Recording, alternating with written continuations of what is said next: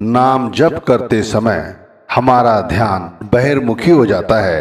ये बहुत चिंताजनक बात है। एक अरसे से हम लोग नाम जप रहे हैं, उसके बाद भी हमारा ध्यान बहिर्मुखी बातों का चिंतन करता रहता है। कभी घर परिवार की शक्लों के साथ जुड़ जाता है तो कभी कारोबार का हिस्सा ले लेता है, लेकिन गुरु के स्वरूप का ध्यान नहीं करता। अंतर में जो ध्वनि होती हैं उन्हें नहीं सुन पाता, और कहते हैं अंतर में जो प्रकाश है उसे नहीं देख पाता। हमने 1000 दफा कोशिश की है, लेकिन हम हर बार फेल हो जाते हैं। नाम जप करने बैठते हैं, यदि 1 घंटा नाम जप करते हैं तो हमारा ध्यान कम से कम 10-5 मिनट ही गुरु के स्वरूप के साथ जुड़ता है। बाकी समय हमारा ध्यान दुनिया की शक्लों और पदार्थों में ही उलझा रहता है। अभी समय रहते ही यदि हमने इस पर विजय प्राप्त नहीं की तो हमारा सुमिरन आगे चलकर इसी तरह और बहिर्मुखी होता चला जाएगा और हमें परमार्थ के मार्ग पर कभी तरक्की प्राप्त नहीं होगी। हमें खुद से विचार करना चाहिए कि हमारे साथ ऐसा क्यों होता है। हमें ऐसा क्या करना चाहिए जिससे हमारा ध्यान गुरु के स्वरूप के साथ, शब्द के साथ जुड़ा रहे। तो भाई पहले खुद से विचार करो कि हमारा ख्याल किन बातों पर बहिर्मुखी होता है। जब हम सुमिरन करने बैठते हैं तब हमारा ध्यान किन बातों का ध्यान करने लगता है, किन बातों को सोचने लगता है, किन बातों की तरफ ज्यादा ध्यान रखता है। आमतौर पर हम जिन परिधि में, परिस्थिति में घिरे रहते हैं, हमारा ध्यान उधर ही रहता है। तो हमें चाहिए कि हम जब नाम का सुमिरन करने बैठें उससे पहले ही अपने आप को पूरी तरह से खाली करने की कोशिश करें। अंतर में यदि हमारे कुछ नहीं होगा तो फिर गुरु के स्वरूप का ध्यान आसानी से किया जा सकता है। जैसे कहा है तुलसी साहिब ने, दिल का हुजरा साफ कर जाना के आने के लिए, ध्यान गैरों का उठा उसको बिठाने के लिए। यदि अंतर में हम चाहते हैं कि वो गुरु हमारे बैठे, वो परमात्मा हमारे बैठे, या हमें अंतर में शब्द दिखाई दे, शब्द की धुन सुनाई दे, शब्द का प्रकाश दिखाई दे, तो अंतर की तृष्णाओं को खत्म करना होगा।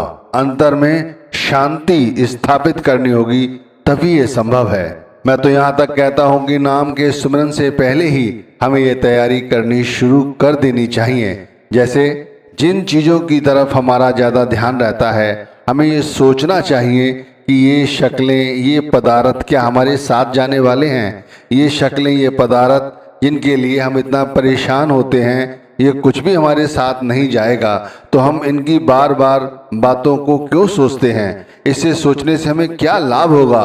और जब हम नाम की सुमिरन करने बैठे तब भी इन्हीं बातों पर यदि हमारा ध्यान जाता है तो इन बातों से अपने आप को खाली करने की कोशिश करो। मैं कहता हूँ ध्यान या सिमरन करते समय अंतर में जो कुछ भी हमारे है, जो संसार का है, उसे निकालने की कोशिश करो। ज़्यादा से ज़्यादा जितने हो सके संसार की बातों को, संसार की शक्लों को, संसार के पदार्थों को जितना अंतर से निकाल सकते हो उतना अभ्यास करो। यह अभ्यास द्वारा ही संभव है, ऐसे नहीं कि मैंने कहा और आप लोग कर लेंगे। इसके लिए अभ्यासरत होने की ज़रूरत है। धीरे धीरे अभ्यास करोगे तो एक दिन ऐसा होगा कि नाम का सुमिरन करते समय हमें गुरु का स्वरूप ध्यान आएगा। गुरु के स्वरूप के साथ ही हमारा चित्त जुड़ा रहेगा और शब्द का जब हम सुमिरन करते हैं तो ऐसा लगेगा जैसे आत्मा शब्द का सुमिरन कर रही है। कुछ रोज पहले मेरे पास एक बहन आई और कहने लगी कि मैं जब भी नाम जप करने बैठती हूँ मेरा ध्यान घर की शक्लों और पदार्थों से बहिर्मुखी हो जाता है। नाम जपती रहती हूँ लेकिन गुरु के स्वरूप का ध्यान नहीं आता, मैं क्या करूँ।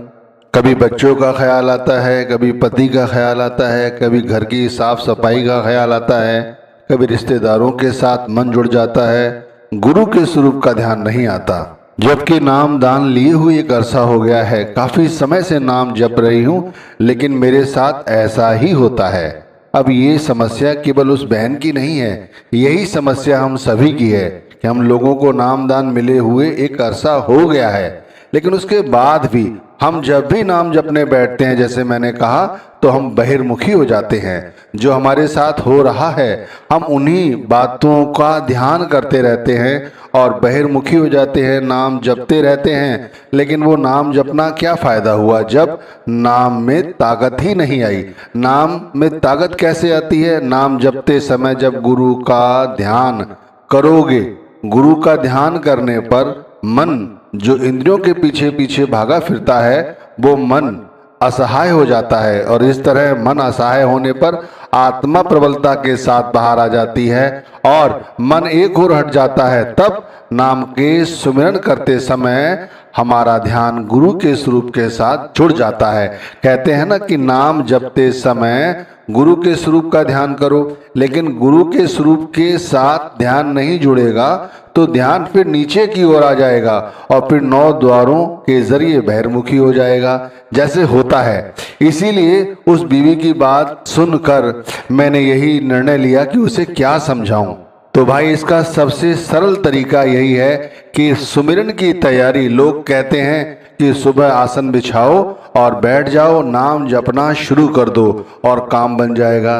लेकिन मैं कहता हूं भाई ऐसे नहीं, नाम जपने की तैयारी सुबह से ही करो। जैसे दिन चढ़ता है और हम अपने दुनियावी काम धंधे करने निकलते हैं घर से, उससे पहले ही संसार में जो कुछ भी हो रहा है वो होकर रहेगा।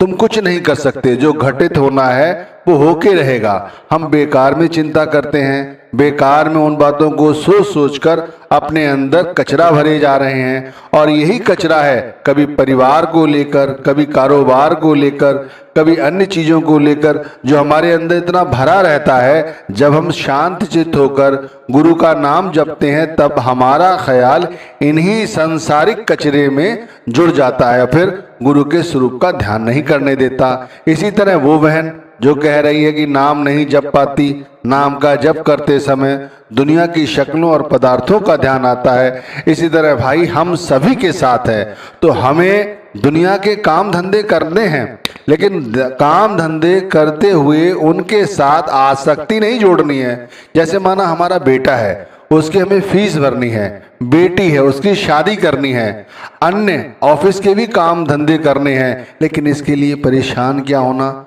जब जो जैसा होना है वो तो वैसे ही होके रहेगा। हम सिर्फ मेहनत कर सकते हैं और कुछ नहीं कर सकते। आप देख लो, ज्यादा जिन लोगों ने धन दौलत इकट्ठी की है, क्या वो भी अपने साथ कुछ ले गए?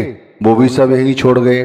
जिन लोगों ने अपने घर परिवार बच्चों के लिए सब कुछ किया, क्या उन बच्चों ने जब वो मृत्यु के ग्रास हुए, जब उन्हें यम के दूत लेने आए, तो क्या उन्होंने यम के दूतों को भगा दिया?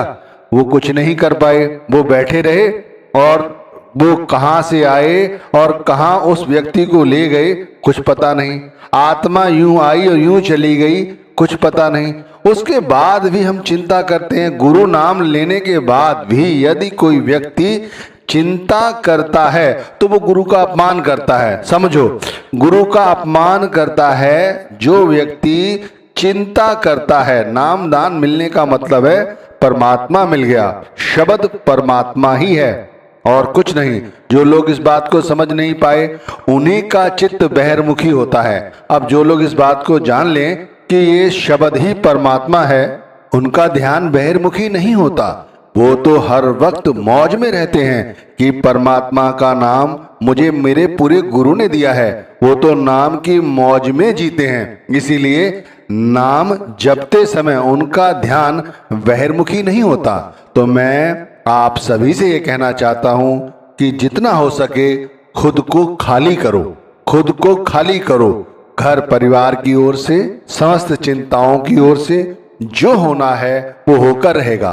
उसे आप और हम बदल नहीं सकते, चाहे कितनी भी कोशिश कर लो। जो हमारी किस्मत में है वो हमें मिलके रहेगा, और जो हमारी किस्मत में नहीं है वो हमें नहीं मिलेगा, चाहे कितने भी प्रयास कर लो। इसीलिए गुरु की मौज में रहो। ये कलयुग है, ये घोर कलयुग है। जिन लोगों के लिए हम जो कुछ करते हैं वही हमें उलाहना देते हैं। अब आप समझिए, हमने जिनके लिए अच्छा किया है वही हमें उलाहना देते हैं। घर परिवार के लिए करते हो, बच्चों के लिए करते हो, अंत में यही बच्चे कहते हैं कि तुमने हमारे लिए किया ही क्या। अब आप समझिए कलयुग नहीं तो और क्या है। अब आप समझने की कोशिश करें कि ये शब्द गुरु का सबसे बड़ा उपकार है हमारे ऊपर जो उन्होंने हमें दिया है। इसीलिए शांत चित्त होकर सुबह रात्रि के तीसरे पहर उठने की कोशिश करो। जहां तक हो सके यही समय बनाओ नाम के सुमिरन करने के लिए। कठिन है, मैं जानता हूं कठिन है, लेकिन किया जा सकता है। थोड़ी सी मेहनत करो। जो समय मोबाइल पर, टेलीविजन पर, इधर उधर की बातों पर लगाकर खर्च करते हो, उस समय को अपने जरूरी काम में लगाओ और जल्दी सोने की कोशिश करो। जब जल्दी सोओगे तो सुबह रात्रि के तीसरे पहर उठ जाओगे। उस समय नाम की भजन बंदगी करने का बहुत फायदा होता है। कहते हैं ये वो पवित्र वेला है जिसमें परमात्मा या गुरु का सूक्ष्म स्वरूप ये देखता है कि कौन जीवात्मा उसे भज रही है, उसे याद कर रही है। तो भाई ये बहुत उत्तम वेला है। लेकिन फिर भी यदि नहीं उठ सकते हो इस समय तो भाई जब समय मिले तब उठो और बैठो।